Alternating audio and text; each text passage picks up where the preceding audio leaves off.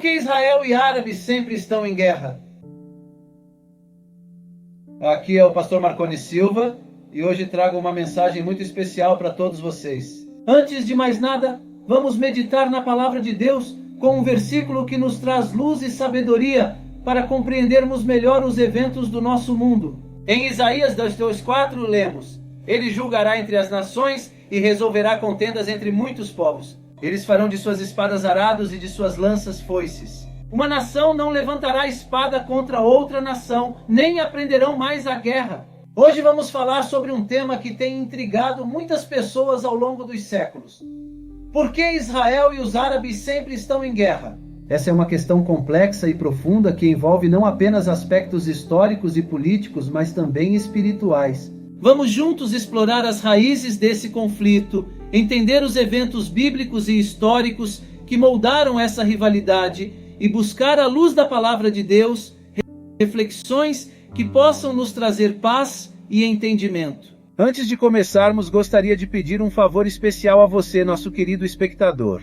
Se você está gostando dos vídeos que compartilhamos aqui e deseja acompanhar mais conteúdos inspiradores como este, por favor, inscreva-se no canal Profeta Pastor Marconi Silva. Ative o sininho para receber todas as notificações e deixe seu like. Sua participação é fundamental para continuarmos trazendo mensagens edificantes e de qualidade para vocês. É o seu apoio que nos motiva e nos permite continuar espalhando a palavra de Deus e compartilhando ensinamentos que podem transformar vidas. A questão entre Israel e os árabes remonta aos tempos antigos, desde os dias de Abraão, Isaque e Ismael. Abraão, conhecido como o pai da fé, teve 2 filhos, Ismael, filho de Agar, e Isaque, filho de Sara. A promessa de Deus estava sobre Isaque, e ele se tornou o patriarca do povo de Israel, enquanto Ismael é considerado o ancestral dos povos árabes. Essa rivalidade fraterna se desdobrou ao longo dos séculos, gerando um conflito contínuo que ainda vemos atualmente. Abraão e Sara eram idosos quando receberam a promessa divina. A idade avançada deles tornou a promessa ainda mais extraordinária, pois a concepção natural se tornou improvável. Além disso, Sara era estéril desde a juventude, o que agravava a situação. A incapacidade de conceber era uma fonte constante de tristeza e desafio para o casal. A espera prolongada gerou angústia e incerteza. Em alguns momentos, Abraão e Sara podem ter questionado se a promessa se cumpriria e como Deus poderia realizar o que parecia impossível. Diante da demora em conceber um filho, Sara sugeriu a Abraão que ele tomasse Agar como concubina para que pudesse ter filhos por meio dela. Abraão concordou e Agar engravidou. Na época em que Abraão viveu, por volta do 2º milênio antes de Cristo, as sociedades eram frequentemente nômades e os laços familiares e casamentos eram de extrema importância. Práticas como ter uma serva para conceber filhos eram uma resposta cultural às pressões para garantir descendência e herança. A impaciência, principalmente de Sara, em tentar cumprir a promessa divina por meios humanos, teve consequências desastrosas, resultando em conflitos entre Sara e Agar. Esses conflitos destacam as consequências adversas de decisões baseadas na impaciência e falta de confiança nos planos de Deus. A atmosfera tornou-se insuportável a ponto de Sara ameaçar Agar de morte. Assim, sentindo-se oprimida e deslocada, Agar fugiu para o deserto em busca de alívio. No deserto, Agar se viu sozinha, enfrentando as incertezas do ambiente árido.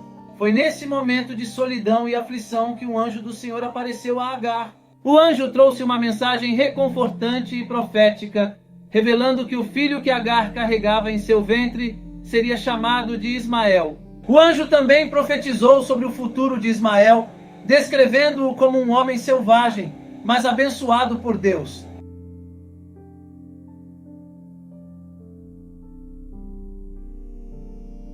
Essa intervenção divina no deserto não apenas trouxe conforto a Agar, mas também conferiu um propósito significativo ao filho que ela carregava.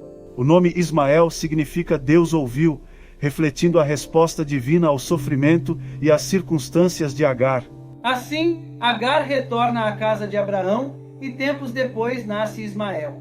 Abraão não esconde seu amor por Ismael, seu filho primogênito. Em Gênesis 17:18, lemos: Então Abraão disse a Deus: que Ismael viva sob a tua bênção. Abraão, preocupado com o destino de Ismael e talvez ansioso para que a promessa de Deus se cumprisse através dele, pediu a Deus que abençoasse Ismael. No entanto, Deus tinha planos específicos para o cumprimento de sua promessa de uma grande nação através da linhagem de Abraão. Em resposta ao pedido de Abraão, Deus renova sua promessa e estabelece uma aliança específica com Abraão. Em Gênesis 17, 19 a 21, Deus diz a Abraão: na verdade, Sara, sua mulher, lhe dará um filho, e você o chamará Isaque. Estabelecerei a minha aliança com ele, como aliança perpétua, para ser o seu Deus e o Deus dos seus descendentes. E quanto a Ismael, eu o ouvi. Abençoá-lo-ei e farei com que ele seja fecundo e se multiplique muito. Será pai de 12 príncipes, e dele farei uma grande nação. Deus reafirma sua promessa de uma grande nação mediante Ismael, mas destaca que a aliança específica para a linhagem da promessa seria estabelecida através do filho que Sara daria à luz, chamado Isaque. Tempos depois, o improvável acontece. Deus, cumprindo sua promessa, revela a Abraão que Sara, apesar de sua idade avançada, conceberá e dará à luz a um filho. Essa notícia é recebida inicialmente com incredulidade tanto por Sara quanto por Abraão. Ao ouvir o anúncio, Sara, já idosa, ri internamente, pois a ideia de conceber na velhice parece absurda. Essa risada reflete uma mistura de surpresa, incredulidade e talvez um toque de resignação diante da impossibilidade aparente da situação. Deus, percebendo o riso de Sara, pergunta por que ela riu, destacando a singularidade do evento que está prestes a ocorrer. O nascimento do filho Isaque ocorre conforme a promessa divina. Isaque significa riso, e seu nome está diretamente ligado ao riso inicial de Sara. A chegada de Isaque aumenta as tensões familiares que culminam na expulsão de Agar e Ismael, ilustrando as complexidades resultantes das escolhas humanas e do cumprimento das promessas divinas. A rejeição inicial por parte de Sara e a subsequente expulsão para o deserto deixam Ismael e Agar em uma situação difícil. A dinâmica familiar é marcada por tensões e sentimentos de abandono. Ismael, como filho rejeitado, enfrenta questões de identidade e pertencimento. No deserto, Agar e Ismael experimentam novamente a intervenção divina, o que reforça o cuidado de Deus mesmo nas circunstâncias mais difíceis. Enquanto estavam no deserto, Agar e Ismael enfrentaram a solidão e a incerteza. A Bíblia destaca a angústia de Agar ao ver seu filho sofrendo e a luta de Ismael para se adaptar a um ambiente desfavorável. Em um determinado momento, a situação de Agar e Ismael no deserto tornou-se desesperadora. A água acabou e eles estavam enfrentando a perspectiva de morrer de sede. Em seu sofrimento, Agar coloca Ismael sob uma das árvores e se afasta, não podendo suportar ver seu filho perecer. Nesse momento crítico, Deus intervém. Um anjo do Senhor chama Agar do céu e pergunta qual é o problema. O anjo então diz a Agar para não ter medo e promete que Deus ouviu o choro de Ismael. O anjo revela que Deus providenciará uma grande nação a partir de Ismael. Deus então abre os olhos de Agar e ela vê um poço de água nas proximidades. Agar vai até o poço, enche o odre com água e dá para Ismael beber. Esse poço, providenciado miraculosamente por Deus, salva a vida de Agar e Ismael no deserto. Após a intervenção divina que providenciou água no deserto, Ismael e Agar continuaram a viver no deserto de Parã. Ismael cresceu, tornou-se exímio caçador, perito em arco e flecha, e sua mãe Agar providenciou um casamento egípcio para ele. A Bíblia menciona que Ismael teve 12 filhos. Estes são considerados ancestrais de várias tribos árabes. O versículo bíblico que trata dessa fase da vida de Ismael, em Gênesis 21, 20 a 21, diz: Deus estava com o menino enquanto ele crescia. Ele morou no deserto de Parã e tornou-se flecheiro. Sua mãe escolheu uma esposa para ele na terra do Egito. Esse período na vida de Ismael destaca sua habilidade e adaptabilidade para a vida no deserto, bem como a presença contínua da bênção de Deus sobre ele. A escolha de uma esposa egípcia da tribo de Jurum também ressalta as conexões culturais entre Ismael e a região circunvizinha. A Bíblia também registra o casamento do filho de Isaque, Esaú, com a filha de Ismael. Em Gênesis 28, 9, lemos: Foi, pois, Esaú à casa de Ismael e tomou por mulher, além das que já tinha, Malate, filha de Ismael, filho de Abraão e irmã de Nebaiote. O relato bíblico não oferece detalhes extensivos sobre os eventos específicos da vida adulta de Ismael. No entanto, há uma referência posterior que menciona Ismael, juntamente com Isaque, no contexto da morte de Abraão. Gênesis 25, 9 e 10 diz: Seus filhos, Isaque e Ismael, o sepultaram na caverna de Macpela, no campo de Efron, filho de Zoar, o Hitita, que fica diante de Manre. Foi ali que Abraão e sua mulher Sara foram sepultados.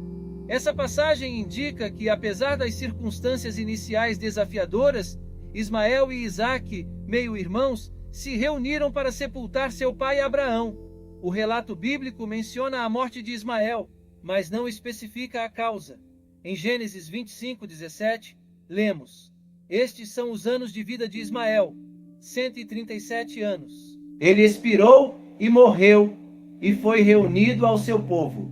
O termo ismaelita é utilizado para descrever os descendentes de Ismael, que se tornaram uma grande nação, conforme a promessa divina feita a Agar e Abraão. Essa descendência é frequentemente associada a povos nômades que habitavam as regiões do deserto próximo à Península Arábica.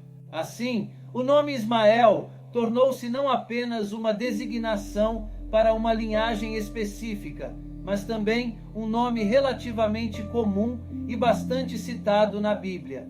A história de Ismael e Agar é um poderoso lembrete da fidelidade de Deus, mesmo em meio às circunstâncias mais difíceis. Ismael, embora rejeitado e marginalizado, foi abençoado por Deus e se tornou uma figura importante na história.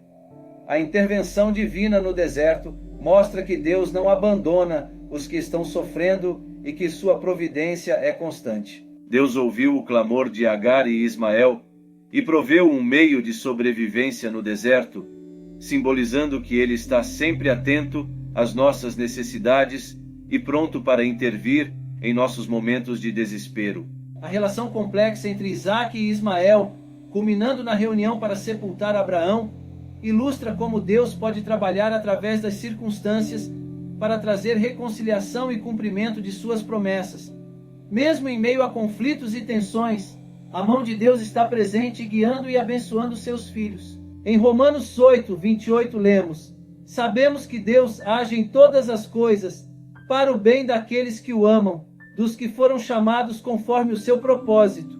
Esta passagem nos encoraja a confiar em Deus em todas as situações, sabendo que Ele está trabalhando para o nosso bem, mesmo quando enfrentamos desafios e dificuldades. A história de Ismael é um testemunho de que, independentemente das circunstâncias, Deus está conosco, nos guiando e nos abençoando.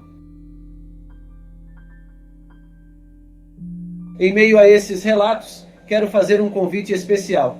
Deixe a sua resposta nos comentários. Quer aceitar Jesus como seu único e eterno Salvador? Se você diz sim, prepare-se para as mais de 8.000 promessas que Ele tem para você.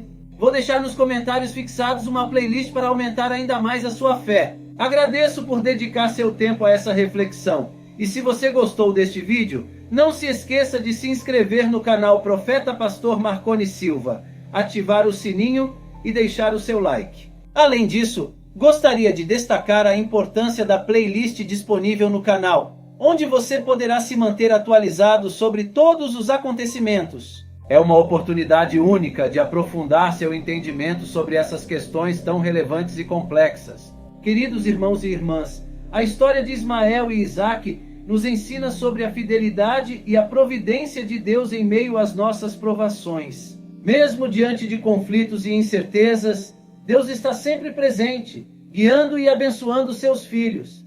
que possamos confiar em sua promessa e entregar nossas vidas a Ele, sabendo que Ele tem um plano perfeito para cada um de nós. Se você deseja aceitar Jesus como seu único e eterno Salvador, deixe sua resposta nos comentários e prepare-se para as promessas maravilhosas que Ele tem para você.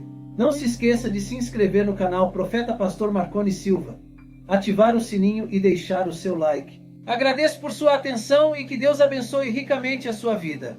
Paz e até o próximo vídeo.